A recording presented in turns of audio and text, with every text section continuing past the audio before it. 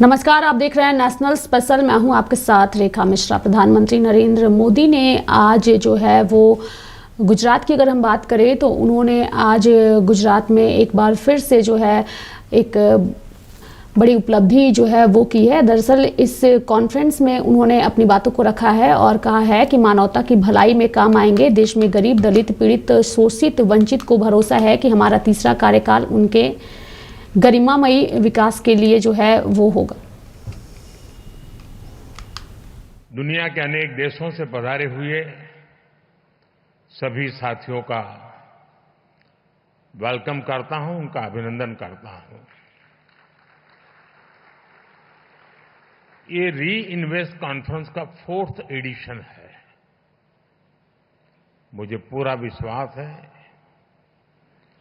आने वाले 3 दिनों तक यहां एनर्जी के फ्यूचर, टेक्नोलॉजी और पॉलिसीज पर सीरियस डिस्कशन होगा। यहां हमारे सीनियर मोस्ट सारे चीफ मिनिस्टर्स भी हमारे बीच हैं। उनका अपना भी इस क्षेत्र में बहुत अनुभव है। इन चर्चाओं में हमें उनका भी मूल्यवान मार्गदर्शन मिलने वाला है। इस कॉन्फ्रेंस से हम जो एक दूसरे से सीखेंगे वो पूरी ह्यूमैनिटी की भलाई के काम आएगा। मेरी शुभकामनाएं आप सबके साथ हैं।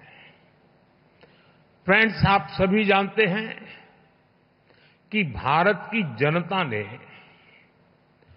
60 साल बाद लगातार किसी सरकार को 3rd टर्म दिया है।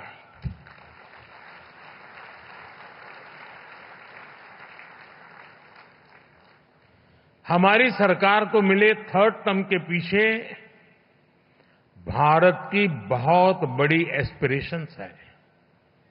आज 140 करोड़ भारतवासियों को भरोसा है,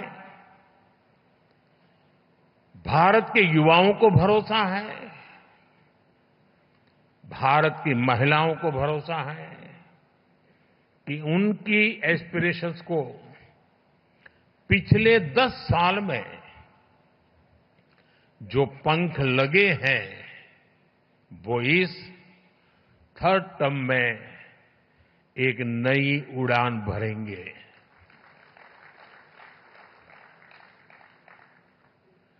देश के गरीब, दलित, पीड़ित, शोषित, वंचित को भरोसा है कि हमारा 3rd टर्म उसके गरिमापूर्ण जीवन जीने की गारंटी बनेगा।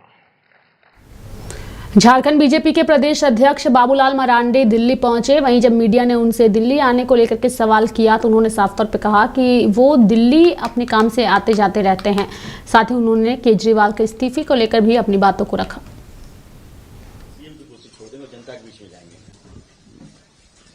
देखिए, मैं तो बीच बीच में दिल्ली जाते रहता हूं और झारखंड के बड़ी आबादी दिल्ली में रहती है, वो खास करके जो गरीब तबके के लोग रहते हैं। और वो लोग इन दिनों जब भी मिलते हैं उन लोगों से बातचीत करते हैं तो जिस प्रकार से केजरीवाल जी बोलते हैं वैसा जमीनी हकीकत नहीं है। उनको रहने की प्रॉब्लम है, उनके लिए जो बिजली, पानी, जो स्थिति है वहां पर, वो जैसा वो कहते हैं वैसा कुछ नहीं है। आम लोग वहां से परेशान होते हैं और वो तो चाहते हैं कि लोग भाई अगर झारखंड डेवलप करे तो हम लोग झारखंड वापस लौट जाएं। ये 72 चीजों से। तो आज हमें लगता है कि दिल्ली के मुख्यमंत्री को इस बात की समझ आ गई है कि जनता उनसे नाराज है और उस नाराजगी को कम करने का एक ही रास्ता है कि मुख्यमंत्री पद से त्यागपत्र दो। इसलिए वो ये कर रहे हैं।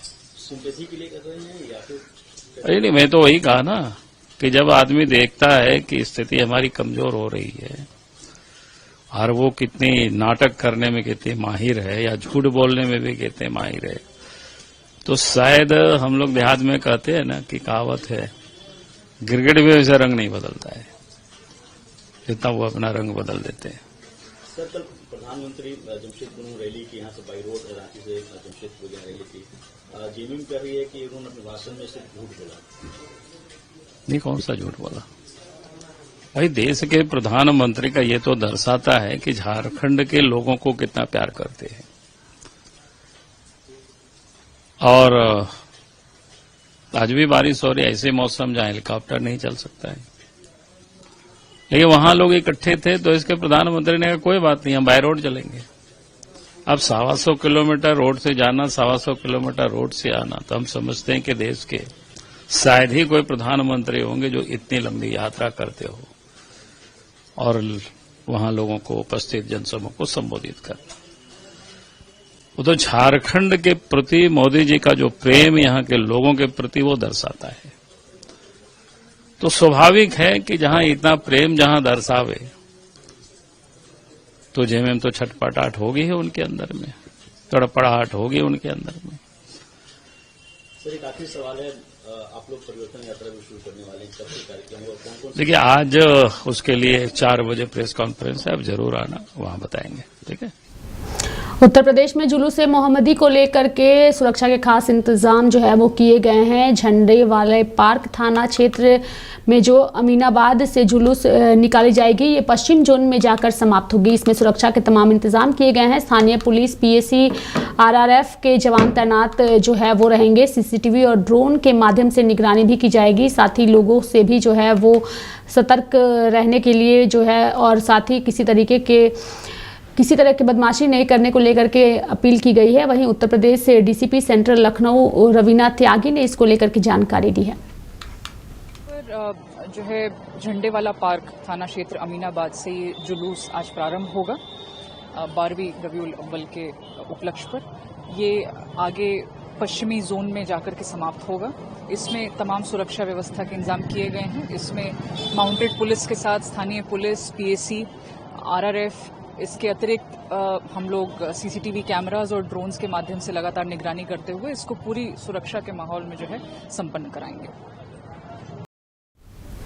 मध्य प्रदेश के मुख्यमंत्री मोहन यादव जो हैं वो आज गुजरात पहुंचे, जहां उन्होंने चौथे वैश्विक अक्षय ऊर्जा निवेश सम्मेलन और एक्सपो में भाग लिया। वहीं गांधीनगर पहुंचने पर उन्होंने प्रधानमंत्री नरेंद्र मोदी की सराहना की और साथ ही अपनी बातों को भी रखा।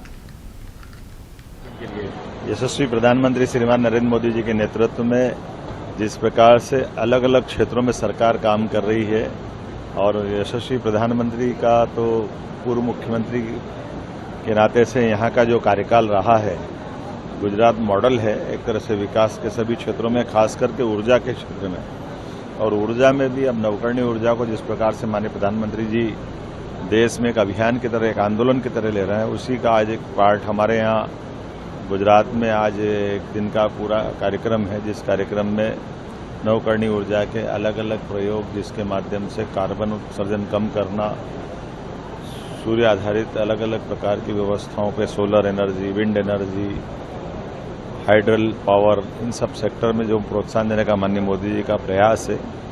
बिना ऊर्जा के विकास संभव नहीं, और नवकरणीय ऊर्जा उसमें सोने पे सुहागा जैसी है।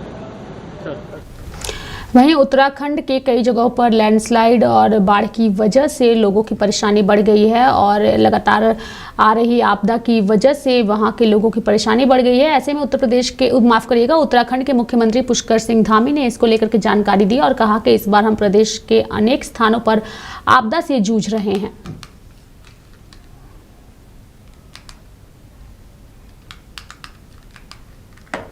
देखिए, इस बार हम लोग प्रदेश के अनेक स्थानों पर आपदा से जूझ रहे हैं, और बहुत सारे लोग आपदा में प्रभावित हुए हैं, पीड़ित हुए हैं। और मैंने सभी से अनुरोध किया है कि आज इस दिन सभी आपदा पीड़ितों के पास पहुंचें, उनको हर संभव मदद करें और उनके दुख में हाथ बटाएं, उनकी सहायता करें।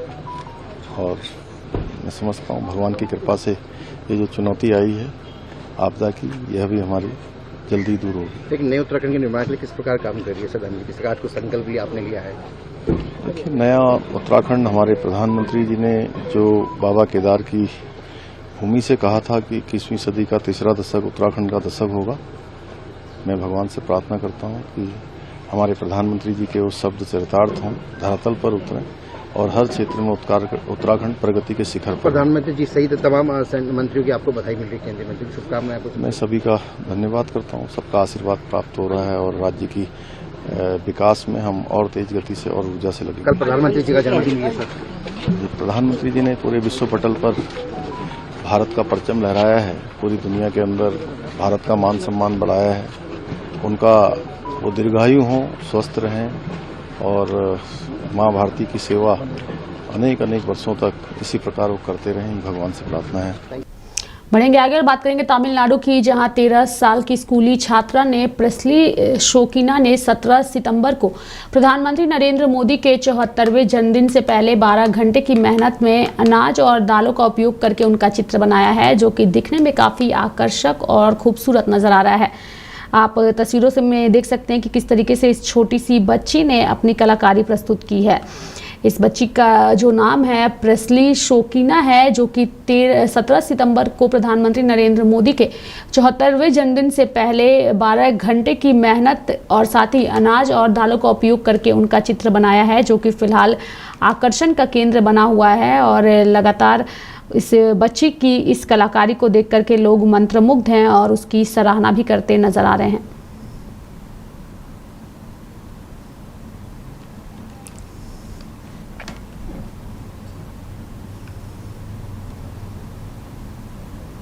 बढ़ेंगे आगे और बात करेंगे दिल्ली के मुख्यमंत्री अरविंद केजरीवाल ने जब से अपने इस्तीफे का ऐलान किया है तभी से लगातार भाजपा के नेताओं की प्रतिक्रिया सामने आ रही है। ऐसे में केंद्रीय मंत्री हर्ष मल्होत्रा ने भी इस पर प्रतिक्रिया दी है और साफ तौर पे उन पर हमला बोलते हुए कहा है कि कोई भी व्यक्ति तभी इस्तीफा देता है जब उसे अपराध बोध होता है। चौधरी साहब का तो नहीं पता होगा वो क्या सोचते हैं, लेकिन ये बात पक्की है कि केजरीवाल साहब ने अब ये अपने मन से भी मान लिया कि उन्होंने भ्रष्टाचार किया है। आदमी रिजाइन तभी करता है जब गिल्टी कॉन्शियस होता है, तो केजरीवाल साहब को ये समझ में आ गया 6 महीने जेल में रह करके कोर्ट की प्रोसीडिंग समझ के कि जो उन्होंने भ्रष्टाचार किया है उस पर कोर्ट ने ठीक से कॉग्निजेंस लिया है और वो भ्रष्टाचारी प्रूव होने वाले हैं, इसलिए उनको ये बात समझ में आ गई और उन्होंने रिजाइन किया। ये देश के पहले मुख्यमंत्री हैं कि जो अरेस्ट होता है मुख्यमंत्री के रूप में और वो तब उनको मोरालिटी ध्यान नहीं आती है, तब उनको ये समझ में नहीं आता कि कानून के लंबे हाथ होते हैं और देश में कानून का राज है। मेरे को ये साफ साफ समझ में आता है कि अभी भी रिजाइन नहीं किया है, अभी भी 2 दिन का टाइम मांगा है। पता नहीं किस बात के लिए मांगा है, 2 दिन में क्या करेंगे। और हो सकता है कि ये चेक कर रहे हों कि इनकी अपनी पार्टी में बगावत तो नहीं हो जाएगी। तो इस बात से बिल्कुल स्पष्ट हो रहा है कि इन्होंने ये मान लिया कि ये भ्रष्टाचारी हैं, इस कारण से इन्होंने रिजाइन किया। जातिगत जनगणना को लेकर के लगातार विपक्ष की पार्टियां केंद्र सरकार से सवाल पूछ रही है। ऐसे में दिल्ली सरकार में मंत्री सौरभ भारद्वाज ने भी एक बार फिर से केंद्र भाजपा और आरएसएस की जातिगत जनगणना को लेकर नीयत साफ नहीं है, ऐसी बातें कही है। देखिए, केंद्र की भारतीय जनता पार्टी की और आरएसएस की जातिगत जनगणना को लेकर नीयत जो है साफ नहीं है, इसलिए बार बार गोल गोल बयानबाजी करते हैं और इसीलिए इस बार लोकसभा के चुनाव में पब्लिक ने इनको नकारा है।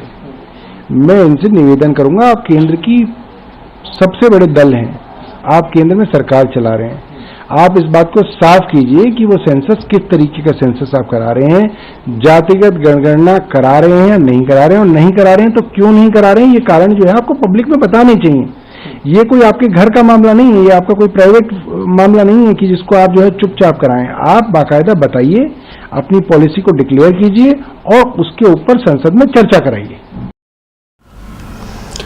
बढ़ेंगे आगे और बात करेंगे झारखंड के मंत्री रामेश्वर उरांव की। दरअसल रामेश्वर उरांव ने बीजेपी के आरोपों पर पलटवार किया है और कहा है कि भाजपा के आरोपों पर हर वक्त बोलना सही नहीं है। उनकी ओर से जो आरोप लगाए जा रहे हैं वो आरोप बेबुनियाद है। हमारी सरकार ईमानदारी के साथ जनता के कार्य और विकास में लगी है। मैं यही कहूंगा कि ये राजनीतिक स्टंट है, ऐसा कुछ नहीं है। सब पार्टियां अपनी आइडियोलॉजी पर चलती हैं। कांग्रेस अपने आइडियोलॉजी पर चल रही है, जेएमएम एक रीजनल पार्टी है, अपने आइडियोलॉजी पर चल रही है। सभी पार्टियां उसी तरह से, उनकी पार्टी भी आइडियोलॉजी पर चलती है, उनकी आइडियोलॉजी है। लोग पसंद करें नहीं करें, देश पसंद करे नहीं करे, अलग बात है। तो हम लोग तो कांग्रेस के लोग, हम लोग तो पसंद नहीं करते हैं। हम सेक्युलरवाद पर विश्वास करते हैं, वो नहीं करते हैं। ये सारी चीजें हैं। तो ये एक राजनीतिक कहीं स्टंट है। लोग उस पर नहीं आएंगे। लोग जानते हैं हर पार्टियों को, हमें कांग्रेस को जानते हैं, जेएमएम को जानते हैं, आरजेडी को भी जानते हैं, बीजेपी को भी जानते हैं। तो इसका कोई अर्थ नहीं है मेरे ख्याल से। साथ ही साथ ये भी कहा है कि झारखंड में जेएमएम, कांग्रेस और आरजेडी ने लूट का अड्डा बना दिया है। बीजेपी जब सरकार बनेगी तो इन सबकी जांच होगी।